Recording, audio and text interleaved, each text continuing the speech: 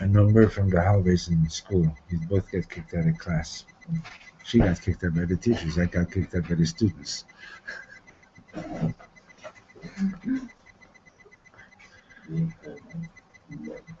Not even once. I wouldn't get kicked out, I wouldn't go. Huh? I didn't get kicked out, I wouldn't go. Big difference. Okay, we're on page 149.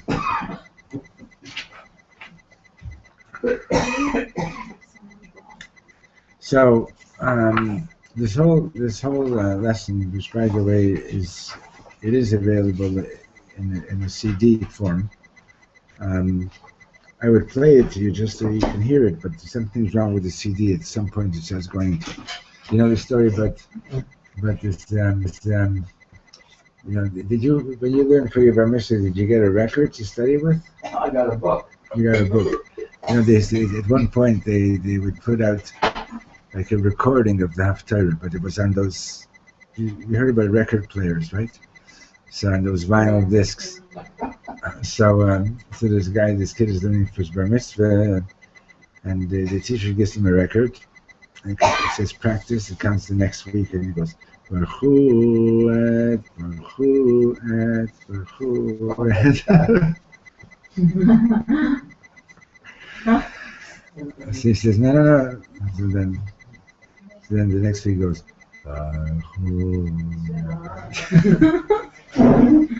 wrong speed. All right. Okay. So this whole lesson has been about love, and Reb Shlomo started out right from the beginning about love before creation and love after creation, and it's very, very much related to healing. And you should call your fathers and tell them what you learned over here, because they're healers.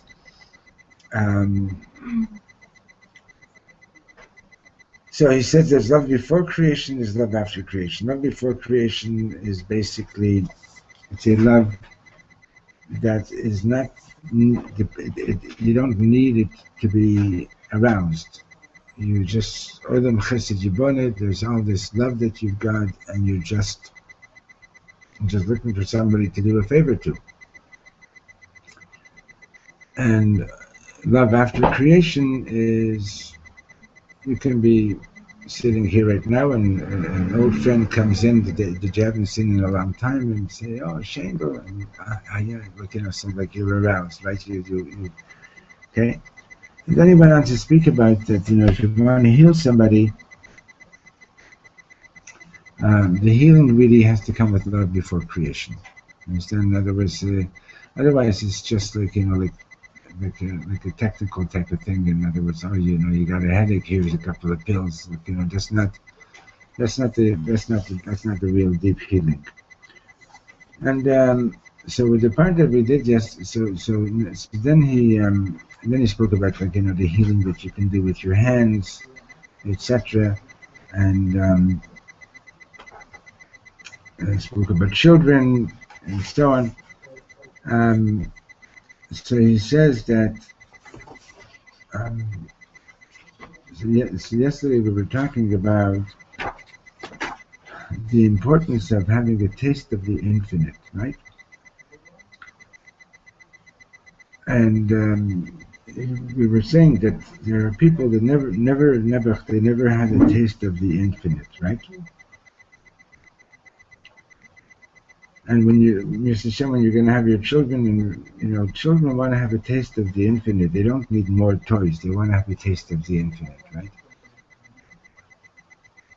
And you can find, the great thing about the creation of Hashem is that God put Himself, the infinite one, He puts Himself and makes Himself available to us within the finite, right? Which is like a big philosophical mystery, but God can do it, okay? So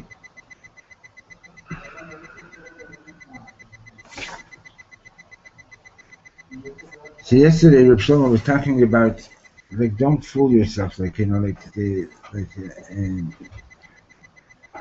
there's real infinite, and then there's an infinite that sometimes people just and he gave an example. He says, like sometimes he's got these people coming at the house of love and prayer, and they say, Rabbi, I'm just so infinite, like I can't limit myself to one religion. Or like, Rabbi, I'm just so infinite, I can't limit myself to marrying just one woman. I've got so much love, I just can't possibly. You gotta spread it around, right? So he says that's false, and that's false infinite, right? It's not the real thing, because real infinite, you can experience the infinite in one situation, right? And so he says that, saying that that the Torah and the mitzvahs are limiting you. That's what Esav was saying. That was the attitude of Esav. Oh, I'm just so infinite. How could I just, how can you tell me just to eat this and not to eat that? How can you tell me to do this and not to do that? I'm just so infinite, right? And he says the problem with Esav is that he never really experienced the true infinite, right? And he says, you want to experience the real, true infinite? You want an activity that you can manage to experience it? The next time you meet a poor person, give them everything you own. Do you have the guts? Halacha, you shouldn't do it, but right? But that's taste something really infinite. You want to experience the real infinite? Leave your iPhone and your watch and everything outside the shul when you next time that you daven. Don't look at the clock. Just be there daven, right? So page 149. Kishurei guf nefesh, the connections between body and soul. I think we started reading this yesterday, but I don't remember. I'm going to go over it. When you're hitting one person, you have to know that you are not the one who is doing the healing.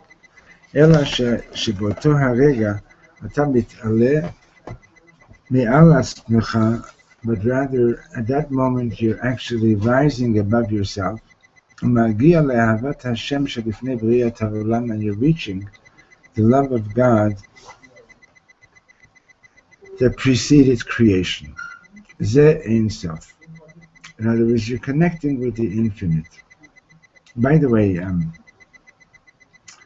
you guys are from the East Coast, so you wouldn't know him, but there's a young man who lives in LA. His name is Adam Silver, he actually learned here, and he started up in Mayonot, and this guy is like mamish, like so high that the Mayonot yeshiva at one point called up Vat Ayin. They said, "Can we send you somebody to learn there?" Because he was just like he was just too much like mamish, like, and this is like totally pure, no outside stimulants whatsoever, right? Like it's Friday night by L'Chodaidi, he's jumped so high he's touching the ceiling. Like like he's just Shabbos, like he's totally out of his kalim, And he's a doctor now, so the specialty that he's working in is trying to find the ways that you can teach the body to heal itself. Okay? You have among certain animals, if they lose a limb or something like that, they I don't know which ones, but they regrow it. Did you ever hear about that? Mm-hmm. Do you know which animals? I don't remember Yeah, they which. have like Huh? snakes. Snakes do that, and Also, like the little lizard thing. If you the pull off the tail, like right? But so they're working with the idea that the human body should be able to heal itself. Now the fact is that when somebody catches a cold, and after a few days, Baruch Hashem, you feel better, right? So who did the healing? But the body is designed in such a way that it'll regenerate, right? It'll heal itself. So they're trying to extend that to many other things as well, to learn the secret of what do you need to know to get the body to heal itself. But basically, we've spoken about this earlier in this series. Like sometimes there's a story. Did you ever hear about this tzaddik known of Rome, the doctor? He actually was a ger tzaddik. What happened was that this man comes to the Baal Shem Tov one day, a wealthy man, and wasn't a chassid, but he heard about the Baal Shem Tov, and thought it would be a nice idea that since he was in the same town, that he'd drop in and say hi, so he can tell his friends, yeah, I met the Baal Shem Tov, a little bit of name dropping never hurts, right? And as he comes into Baal Shem Tov, and Baal Shem Tov says, "So what can I do for you?" And he says, "Nothing. I've got a family, I've got, grown-up children, and I've got a good business. Everything is good. I really just came to say hi to you." Mm-hmm. So Baal Shem Tov says, "Well, then let me share something with you." And he says, "I want you to know that when a doctor comes to heal somebody, it's not the doctor that's doing the healing. It's the angel that accompanies the doctor. Okay? And a bigger doctor, a greater doctor, has a greater angel working with him. A regular doctor has just a smaller angel working with him. A real special doctor is mamish the angel that's accompanying him." So this guy thought, number one, he didn't think it didn't make much sense to him, and he was like wondering, why in the world did Baal Shem Tov tell him this? Anyway, they said goodbye. He went home, back to his city, and it happened a few weeks later that this guy got very, very sick. It happened to be that the Tsar was passing through that town, and all these big political people, they always travel with their doctors. And because he was very, very rich, and his own doctors didn't know what to do, so they got through to the Tsar's doctor, who was in town, and they got him to come and see him. And this doctor comes and he sees him, and he says, "Wow, he's really, really sick," and he writes out this prescription for this very, very potent drug, and he sends the kids off to the pharmacy, but by the time they come back, he's about to administer the medication, which is really, really strong. He looks at the man, and he sees there's a change. He says, wait, let me check him again. And he checks him again. He says, "No, the prescription is too strong." So he writes another prescription, sends the kids back to the pharmacy. By the time they come back, he checks him again. He says, "Wow, No, just something going on. It's too strong. That's the third prescription. Anyway, by the time they come back, the guy is sitting up in his bed. And the doctor is like, what happened? You were dying, and here you are, you're back to life. And the guy says, a few weeks ago, I met this holy man, the Baal Shem Tov, and he said to me that it's not the doctor that heals, but it's the angel that comes with the doctor. So this doctor, he went to visit the Baal Shem Tov, and he was Megayer, and he became a Rebbe in his lifetime. He was like a big tzaddik. He's known as Avram the Doctor. You see in Hasidic Forum, you'll see stories about Avram the Doctor. Okay? So he says that when you're healing somebody, it's not you. You've connected with the love of before creation. That's the infinite. Now, any of you ever read the Rambam's prayer for the physician? Have you ever seen it? You've seen it, right? And what is the prayer? Do you remember it? Basically saying, huh? I think, if I remember correctly, it was a long time ago, but I think that it was about putting taking the responsibility, of the result, and putting it in Hashem's hands. It's recognizing that you're just a shaliach, right? In other words, let me approach this person with compassion and to have the humility to know that it's not me, that is a Kadosh Baruch Hu that's doing the healing, right? And let the healing come through. I was talking in school where somebody had rewritten the Rambam's prayer for the physician and changed it and made it a prayer for the teacher. Let me go into the class with humility, sure, right? And recognize, but it's about prayers. You can look it up, and they even have it on Wikipedia too. I'm sure my Maimonides' prayer for the physician. And if a person does not get better with the doctor, does that mean that the angel hasn't been happy with that? It means if there's another doctor that can try, they should find the other doctor also. But or it could mean that it's not going to happen. I mean, like I know people that went, for example, to rabbis and they got a bracha and they were healed, and I know people that the rabbis weren't able to do anything for them. Okay. There's two kinds of miracles. There's the miracle sometimes a person goes to a rabbi for a blessing and he has tremendous salvation. There's sometimes people, like the rabbi will tell somebody to go into a certain business and they become a millionaire. And then there's a story about a chassid of the Mikla Rabbi that the rabbi told him to go and invest in a certain business, and he lost everything. So what's the miracle? The chassid stayed a chassid. Understand? That's also a miracle.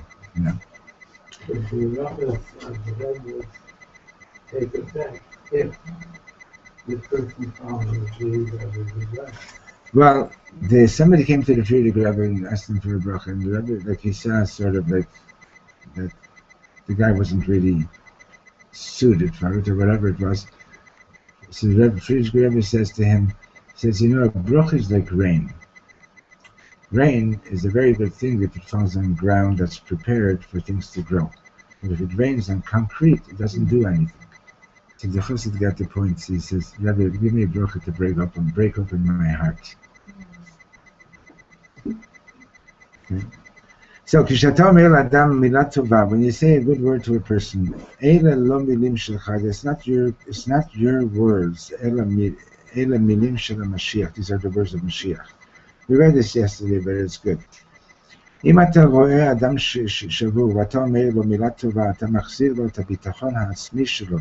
see a broken person and you say a nice word to him, you're returning his self-confidence to him.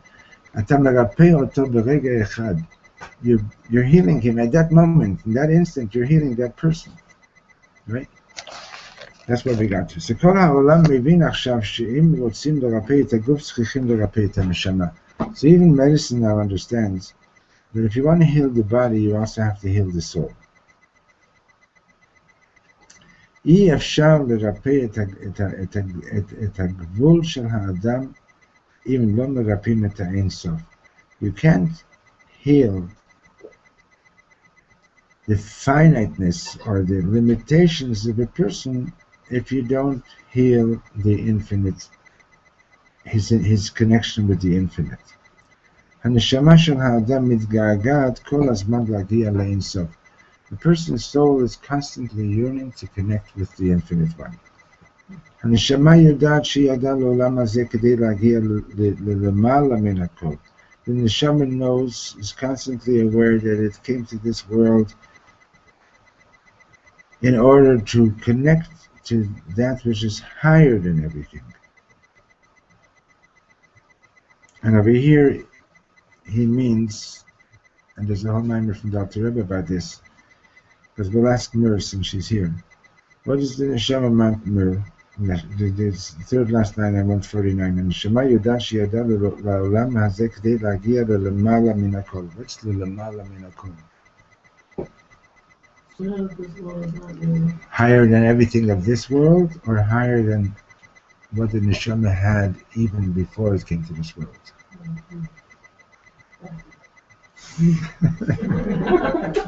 See why she got kicked out? She never got kicked out. Right? Yeah, but I mean, there was the neshama. So Poshup Pshat, why does the neshama come down to this world? The neshama comes down to this world. So the way the Zohar puts it is that the neshama is nourished in heaven. Right? So what does the neshama need to come here for? So, but you know the answer. No. The other answer. The other answer is, yeah, but okay, fine. But what benefit is there for the neshama? So the Zohar puts it this way: there's the bread of shame and there's the bread that you earn. Right? So Kolzman, that the neshama didn't come down to this world, right? So the neshama is being nourished, but it didn't do anything to deserve it. Not to be so esoteric, but it did in its previous life. No. But before it came down to this world, Bichlal. Okay? I'm reading this book now by a doctor named Brian Weiss. Have Yeah. you heard of him?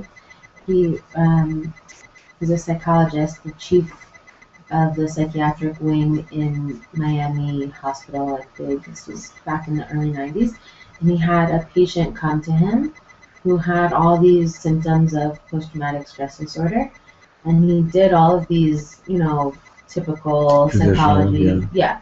And nothing came up. None of her symptoms changed over a long period of time. And so he wanted to regress her to her childhood. She didn't have so many childhood memories. So he hypnotizes her, and she starts telling him about her past lives.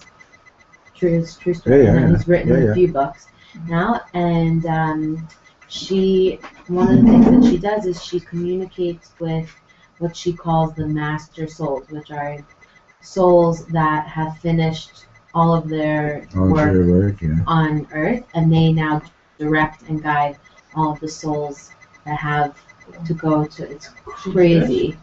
He's Jewish. He doesn't say. So yeah. But I don't know. Okay. That's how I relate to it. So what's the point you're driving at? Oh, that what I relate to it in that way, and what you were saying is that as a neshama, I have a certain job to do, and if I don't do that, I don't get the fulfillment of being shalem and having the shalem that I'm supposed to bring into the world, and whatever that will do for me on a personal level. That's from another angle also, right? But the pashtus, the way the Zohar is putting it, is that if you're, in other words, if your parents would say to you, chas v'shalom, you know what? You never have to go to school. You never have to work. You never have to do anything. We've got enough money. You can spend your life on cruises. Okay. you know, you looked at me like that, you know, like I'll tell you the truth. When I was a student in the university, usually like by the time February, March was coming around, most of us were already looking for summer jobs. There were a couple of kids in the classes whose big concern about summer was which cruise are they going to go on this summer. And I meet these people, and I mean people like this on my trip. Like for example, there's like like a lot of boulders trust fund babies, you know, and they're they're never they're scared to death that somebody's going to come and cheat them out of their money, and they'll never know how to survive because they never learned how to survive. Okay? And so yes, we need fulfillment, right? And the greatest fulfillment is that when you know that you've done what you need to do. Even in I remember this incident in when I was taking a course in educational psychology, and behavior modification is based on the principle of reward and punishment, or gains and losses, and that it's a natural thing that you want to earn your reward, and you just need to know what is the currency that the person wants, right? So if you, so you're saying that this guy was working in a school with kids that had physical handicaps and so on. He was trying to get them to basically go from one end of the room to the other end of the room, and then back and so on, and carrying something, the carrying a ball or whatever it is. And he tells about this kid, like, for him it was like a real struggle, and the mamish like makes it almost to the end and drops the ball, and he felt like, I'm going to give him the candy anyway, right? The kid didn't want it. He wanted. He picked up the ball, he went back to the other end, and did the whole struggle again, and did it well, and then he took his reward. That was more important to him than getting the candy, right? That sense of fulfillment. Okay. So Bepashtus, the neshama comes down to this world and does Torah and mitzvahs and maaseh and tovim, and now the neshama is, when it goes back, it's earned its keep. Now what you're talking about is even an even higher level, like the Karliner speaks about it, that when we come up to Shemayim, Hashem is going to, the Beis Din is going to say, did you do what you were supposed to do? In other words, they're not going to just ask, did you do Torah and mitzvahs? They're going to ask, did you do what you came to do in this world? Right? So the question is, how am I supposed to know what exactly I was supposed to do in this world? The Karliner says a good indication is that which you have to struggle with the most. In other words, if there's a particular mitzvah, there's a particular midah, there's a particular character, thing that you need to do, and that you have to really struggle. Like if you really have to struggle not to talk lashon hara, then that's the tikkun that your neshama came to do. If you really have to struggle to give tzedakah, that's what your tikkun is. Whatever it is, but if you just sort of take the easy route throughout life, so you're doing good things, but you're not doing quite the tikkun. Now then there's another higher level in a certain sense, and that is that, which I can't really talk about it because I don't know enough about it, but in a certain sense, it's not that the neshama needs a tikkun. The neshama itself didn't really need a tikkun. It's an actual part of Hashem and so on. So the neshama didn't quite, but I won't go there. I don't know enough about that. But let's go with the simple push-up shots. The neshama is here to earn, to have the pleasure of having earned its keep, right? What's the lashon better shame and better?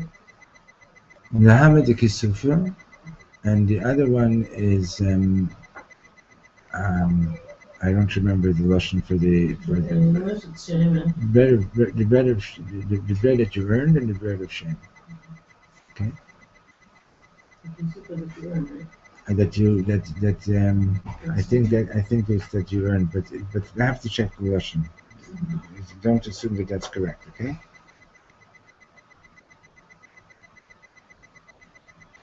So now then there's an Indian of the Mala Minakol. Then there's an Indian of like the real reward of the neshama is that it's higher than even the stam reward that it's getting. In other words, that by coming down to this world, the neshama is able to connect with Hashem on a higher level than it was able to connect with Hashem before coming into this world. That's what it means over here, but the Lamayla Minakol. But that's a minor from the Alter Rebbe which I need to be learned inside. You know how it is with Chassidus? Mir for sure knows this. What's the first teaching in Sichas Halamed? Mir, where is it? How come it's missing? No, serious. It's to be over here. Here it is. She's addressed it. What's the first teaching? And over here's the first teaching over here. This is the only one I know, by the way. I know the first page. Huh? Yeah, okay. I mean. So he says that David HaMelech says, Ki ani yadati, ki gadol Hashem v'adonenu mikol elokim. Translate. For I yadati, translate, knew, past tense. Right? That God is great. So he says, David HaMelech alav Shalom, he's saying that what? He says, Ki ani yadati, he says, I've known in past tense. Why past tense? You cannot describe the greatness of Hashem to another person. And even to yourself, you can't repeat to yourself what you knew yesterday. Because of what's happening today. In other words, and there's more that he's saying there, but basically, you can talk intelligently one day about the Sefirot, you can talk intelligently about these things, and then the next day, blah, blah, blah, you don't even know, you can't even open your mouth, right? Okay, because it's something that sometimes you get a taste of it, sometimes it's out of your reach, because it's infinite, it's greater. So there's a level of connection with Hashem that the neshama has before it comes down to this world. And then, so there is, let me put it in these words and I hope that I'm correct. So there is like on a level of being infinite and connecting with infinite, right? When the neshama comes down to this world of the finite world, and it connects with the Or Makiv, with the Seibet Kol Alman, with God transcendent within the finite world, with an even higher level. Okay? I'll give you just a simple example, okay? If you can drink this, you know, just say, what's the Reb Nachman say about the simple thing? Every day his wife is giving him the same, is that the Reb Nachman story? Every day his wife is giving him the same soup, and he comes home every day and says, what are we eating today? And what does she say to him? Today is cholent. And she feeds him, like, you know, this, she gives him this soup, it's just really nothing. She says, oh, it's so delicious, it's so delicious. And the next day she cooks the same thing. What are we eating today? Oh, today is chicken soup. And she says, oh, this is awesome chicken soup. And the next day she cooks the same thing. What are we eating today? This is vegetable soup. Oh, such awesome vegetable soup, right? Okay? It sounds like a funny story, right? But what's the pshat in the story? Come on. what's the shot in the story. Yeah. That's all about how you see things. It's where, but They in other don't words, have you money? can, yeah, they were poor, right? But there's a story also with the Rebbe, I think with the Rebbe Melech, and or with the Chayzik. He comes home one day and he says, I stopped in by these Hasidim in this town, and like his wife served some soup, and it was just awesome soup. Why don't you go and ask her what she put into it? So the Rebbe goes and she asks this lady, what did you put into the soup? I found my husband thought it was awesome. And she sort of starts to cry and she says, I'll tell you the truth. We were just so amazed that the Rebbe came and actually visited us. And my husband comes in and he says, the Rebbe is here, we got to let's give him something to eat. I think let's give him some soup. And she says, I went into the kitchen and all I had was water to boil. We were so poor, I had nothing else. And I'm crying and I'm saying, Reb Shlomo, I don't have anything else. But you have all the spices of Gan Eden. Can you please spice up this soup? And that's what I gave. And that's what I gave him. Now, the miracle that she was able to bring that down, that's amazing itself. That the Rebbe was able to taste it, that's also amazing. And we had that happen over here on the Smuts Mescal, Judy bakes challah. So I have a friend in Saratoga, New York. She's a Reform rabbi. And I haven't been there in a long time. I should go again. And but he's like, he was born into it. He's a very ehrlich guy. He just believes that he's serving Hashem perfectly in that way. And he believes in Hashem, and he believes in, so he loves to bake, and he started a project there where he made a little sort of like a kitchen with an oven, and he goes in once a week and he gathers the homeless people, and he brings them there, and he teaches them how to make bread. And they bake bread and so on, and it's a really nice project. Anyway, so he was here for a Shabbos. We made Kiddush, and we washed, and he puts a piece of challah in his mouth. He didn't even swallow it yet. He runs back into the kitchen and he says, Judy, what's in this challah? And she says, prayers. And he says, I'm not joking. And she says, I'm not joking.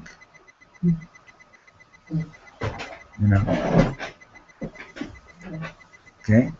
So this is what Reb Shlomo is saying, is that, in other words, you have the possibility by being in this world, not only to connect with that which is higher than this world, but that which is even higher than the world that your neshama came from. If you could imagine that, you're awesome, and let's switch seats. But even if you can't imagine it, just to hear that there is such a possibility. Okay? So he says, Gewalt HaNeshama רוצה משהו כל כך עמוק. The neshama is like wanting something so deep all the time. Let's start the next page 150. ילדים כמהים לאין סוף. Children are yearning for the infinite. לפעמים ילדים כועסים על ההורים שלהם בגלל שההורים מדברים איתם רק על הגבול. So sometimes children are angry at their parents because their parents are all they're talking about is this finite world.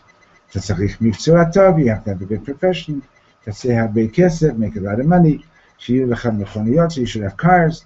הילדים מרגישים, and the children are feeling, למה אתם לא מדברים איתנו על מה שאנחנו באמת צריכים? Why don't you talk with us about what we really need? למה אתם לא מדברים איתנו על משהו מהאין סוף? Tell us something about the infinite, על משהו קדוש ונשגב. Tell us something about which is really holy, that which is really exalted, right? Were you here when I told the story about this woman, this Gioris? No? You don't remember? There's a woman, when we were here for a year in 1989. Nicole, you heard the story already. And anybody that converted that I knew in Montreal, like, it was just basically because they were in a relationship with somebody Jewish, and the family insisted that the person convert. And here, like, I meet this woman, like, they're back in Yerushalayim, but for a number of years they lived in Tzfat. He's an Amshon Rebbe Chassid, really holy people. And she was in the process of conversion. She was learning in Batayan at the time also. And so I said to her, like, forgive me for asking, but I really want to understand, why are you converting? Actually, I have a friend in Boulder, a Ger Sedek. The first time I met him, he was telling me about his conversion. Then he says to me, if you were born Jewish, would you convert? No. How do you know? I told him, I don't know. I don't know. How am I supposed to know? You know what I mean? Like this guy said to me, he won't let his children marry a Baal Tshuva. I said, why not? He says he doesn't trust Baal Tshuva. Why not? Because he doesn't believe that a person can change so much. So I said, so what you're telling me is that if you would have been born unreligious, you would never become religious. He says, right. Right? I mean, do you understand? Not being Jewish and then becoming Jewish isn't bigger? Isn't more of a No, challenge? of course, I'm saying it's a different challenge. But I'm just saying, but like, like, I don't know if I don't know if I would. That's what I told him. I said, I don't know. Anyway, so I said to this woman, I say, so I really want to understand, how come you did it? And she told me that when she was 6 years old, you sure you weren't here for this story? Her father was one of those people that, like, the weekends were like two cases of 20, like, not the small cases, like, like the 6-packs. It was a klum, not even a 12-pack. Like, a case of beer is like a 24-pack, okay? So for her father, the weekends were 2 24-packs, and he and his friends, they would spend under the hood of a car, like, changing the spark plugs and playing with this and playing with that. And she grew up in this hick town I remember I once lived in Ottawa in this apartment building complex. Mamish, there are people like that. That's their whole life, like, that's their toy, like, fixing cars and so on. Because it's better than doing other things. And so she said she was 6 years old, and she asked her father, tell me about infinity. And he said to her, little girl, there ain't no such thing. And she says at 6 years old, she started crying and she ran away from him. And all her life she was looking for the connection with the infinite. Anyway, she finished high school, started college, went to India, and she became friends with some Jewish girls, and they were going back to the States, and they said to her, we're going to be going back through Yerushalayim, through Israel. You want to come with us? She said, okay.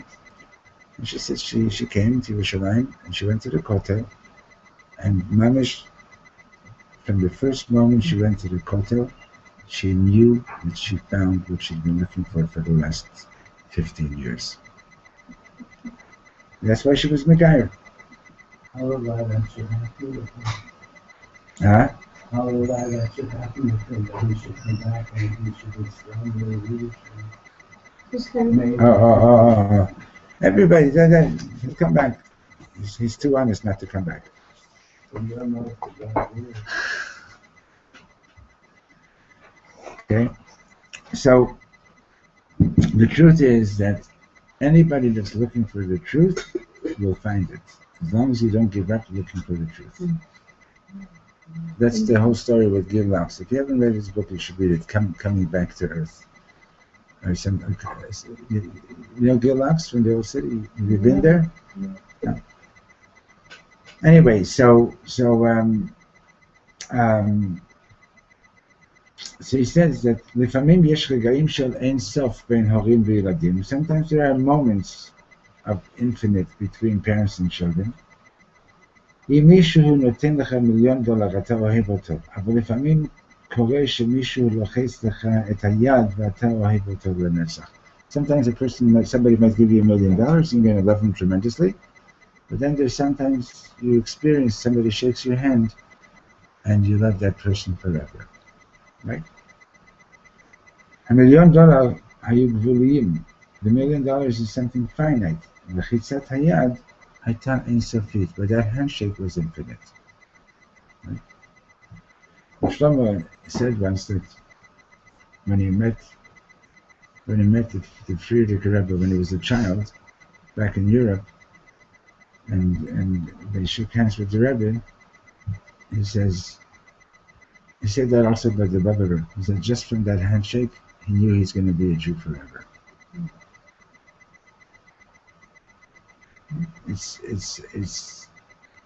It's not fantasy, it's truth. Okay? I remember I had a teacher in high school. She's coming now for summer, isn't she? She's here already. Where is she? Huh? Yeah, tell her to come and give a class. Okay?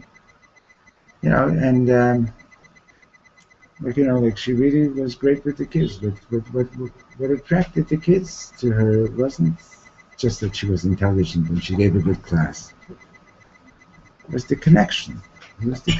Right? Correct? Connections, everything. That's it. It's the connection. When I was teaching with Solomon Schechter, so what happened was I had gone through separation and divorce, and I really was not on good terms with the Rebbeinu Shalom. So I didn't want to. So that here I am teaching Chumash, right? So for a couple of years, I would teach, but I wouldn't talk about Hashem. So I didn't want the negativity to come across. Okay? Her name is still Yael, yeah? Okay. And I didn't want the negativity to come across. Anyway, Baruch Hashem, actually, today's the last day of the Shiva of Zalman Schechter. And when I met him, he gave me a bracha that opened me up to the possibility of getting married again. Because after what I went through, I had decided once was enough. Right? Mamash, I mean that's the space I was in, and when I got that bracha, it opened up the possibility again. So,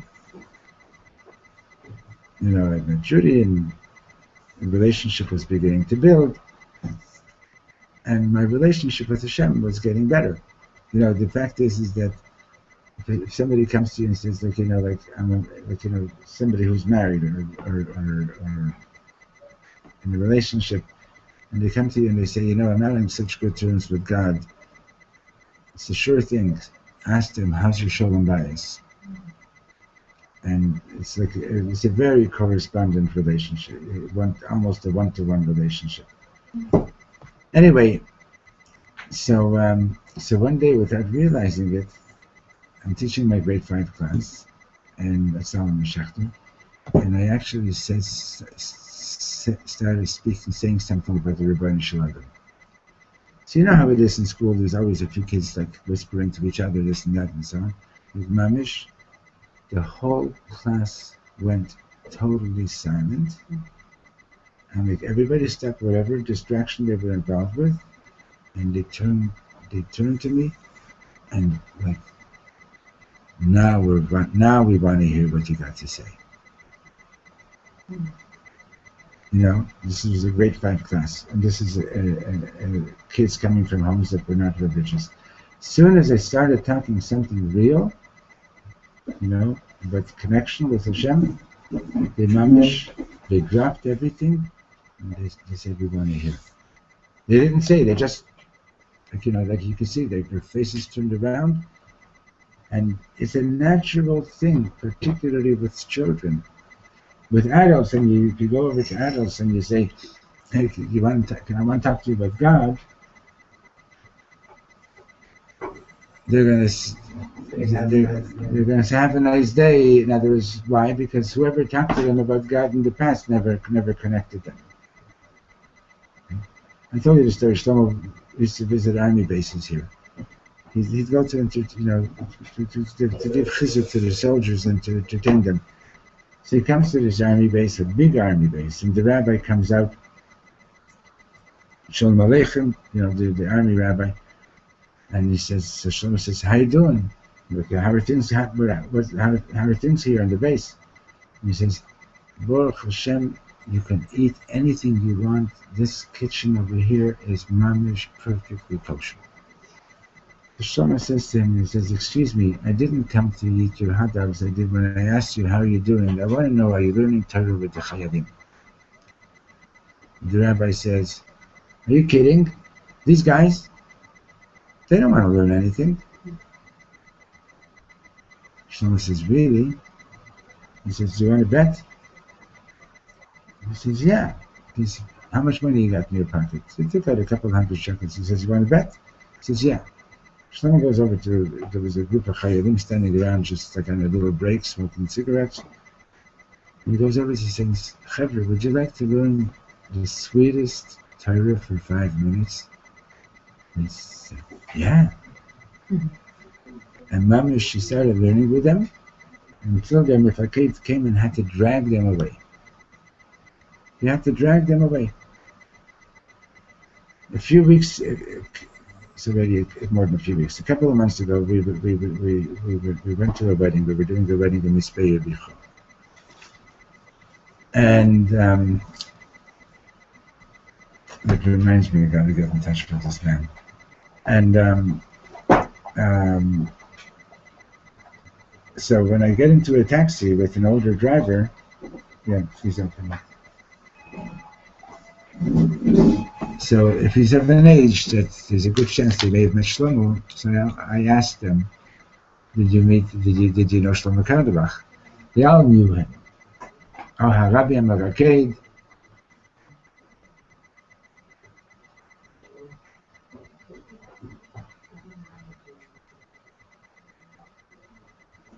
Okay, come on back.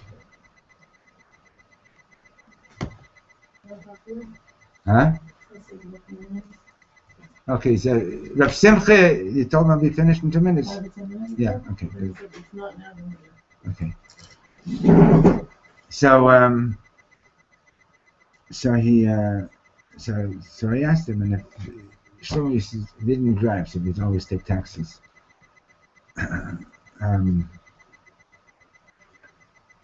So I meet this taxi driver. I said, did you know Reb Shlomo? He says, yeah. He says he was a big mefaked in this big base. And he says one day Reb Shlomo shows up and suggests he'd like to play for the soldiers. And he says, he looks at him. He didn't know him yet. Rabbi.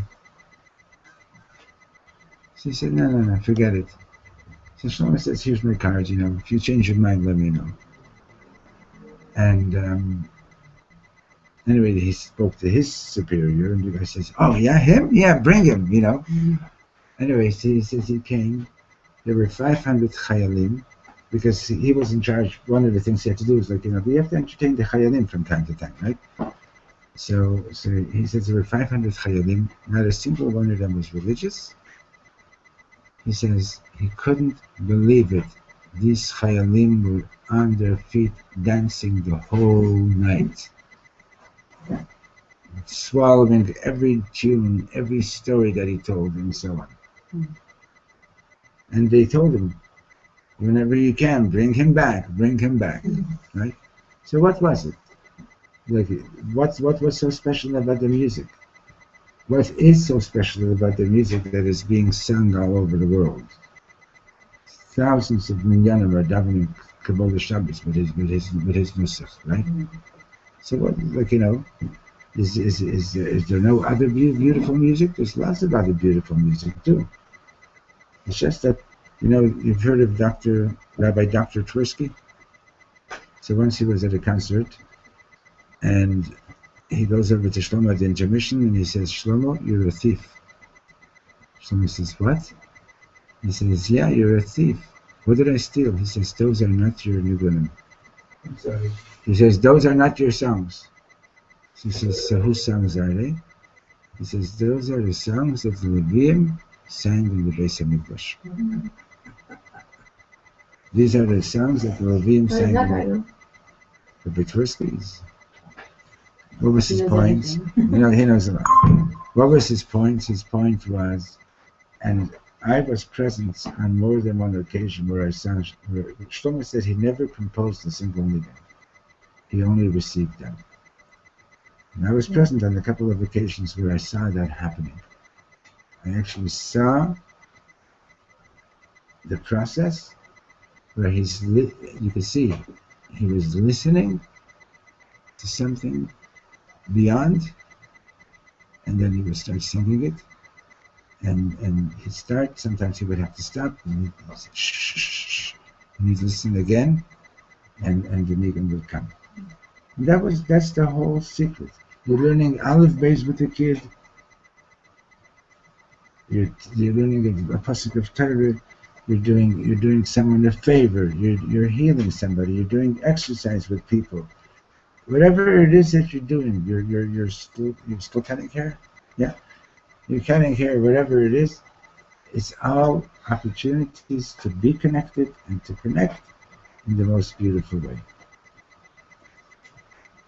Okay, so we have to remember that we're in the middle of page 150. And also, just want to tell you one more thing. You know that the Baal Shem Tov also was a healer. And in fact, when the Mizrich Maggid came to the Baal Shem Tov the first time, he came to him not because he was looking for a rabbi. He came to him for the first time because he had a problem with his leg. And in fact, I met this Rab over here. His name is Harel, who also, he says, he has a certain problem with his leg, and he's a descendant of the Mizrich Maggid, and it's in the family, from generation to generation, there's this ongoing problem. Anyway, Baal Shem Tov said to the Maggid, I'm not going to do anything about your leg right now because for your neshama right now, it's not the time to heal it. But the Baal Shem Tov used to heal through the neshama. He would give people certain herbs to take so that it should be easier for them to relate. Like, people need something. So, like they feel better if you actually give them something. But the whole tikkun is that these 248 limbs of the body are corresponding to the 248 mitzvot, and the 365 sinews are corresponding with the 365 mitzvot l'ta'aseh. And when there's a problem spiritually, it manifests in the body. So the story is, how did the Mizrich Maggid become the Chassid? So the Baal Shem Tov asked him if he learns Kabbalah, and he said yes. So he opened up to a page of the Zohar. He says, "Okay, please read this passage and explain it to me." The Maggid read it perfectly. It was a passage about all these malachim and everything. And Baal Shem Tov says, "Now let me read it." And as he read it, every time the name of a malach was mentioned, the malach came into the room. And he says, "That's how you have to learn it." Understand? In other words, it's not enough to learn it in a theoretical way. You've got to learn it in such a way that this is reality. Okay? When you're reading Vayomer Hashem, God said, or when you say Avinu Malkeinu, I'm not giving permission. I'm talking about myself too. It has to be clear. It's my God that said this. It's about my relationship with Hashem. It's not that, like here, I know what it says in the Chumash. Let me tell you what it says in the Chumash. Right? That's not what chinuch is about. That's not what learning Torah is about. Let me tell you what it says in the Torah. Right? It's like that story with Reb Shlomo Eger until he said, God said don't do it, right? So long as he said, it says in the Torah don't do this, and it says my teacher said this, it says in Shulchan Aruch, that's not enough. You gotta know, my God is asking me to do this. My God is asking me not to do this. So it has to be, we gotta get to that level. And the truth of the matter is, if we would take a moment before davening, before learning, before eating, before to just train ourselves to do a little bit of Hibbananut before doing it, and listen to our neshamas, and listen to what our neshamas are wanting and looking for and yearning for. You can get there right away. I was one day talking with a woman. We were dealing with a pretty heavy shalom bayis issue, and like I saw, after 45 minutes, Mamish, I'm not getting through. And she had a bottle of water with her. So, and this was inspiration. It wasn't chachma on my part. I said, you know what? Let's just stop for a minute. I want you to take a drink of water. But before you take the drink of water, you're going to make a bracha, but not like the way you always do. You're going to think of and you're going to meditate on each word for 5 seconds. And I paced her.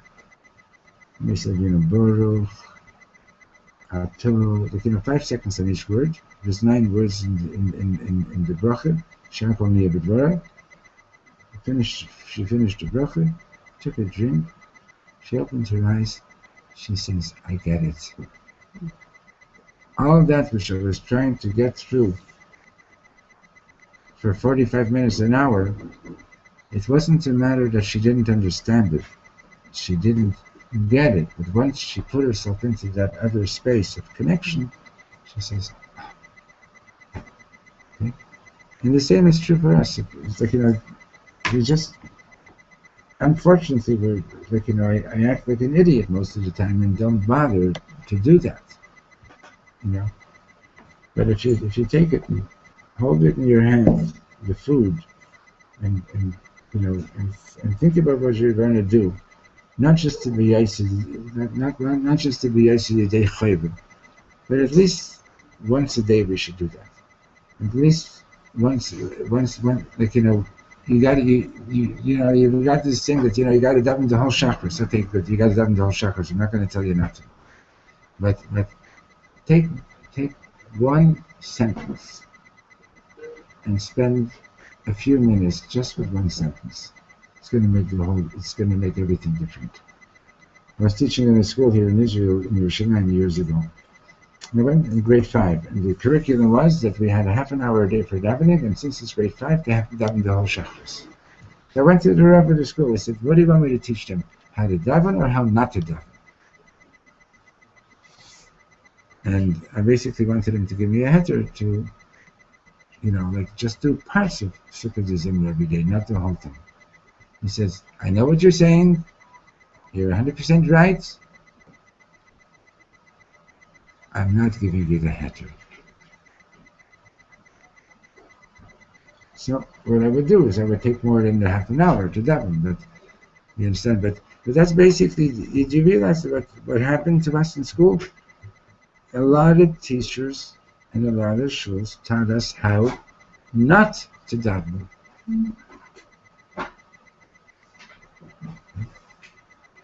Okay, should we get benched? I'm sorry I was late. Thank you so much. We should hear the Surah service. Mamish Hashem is raining. These miracles are raining down on us.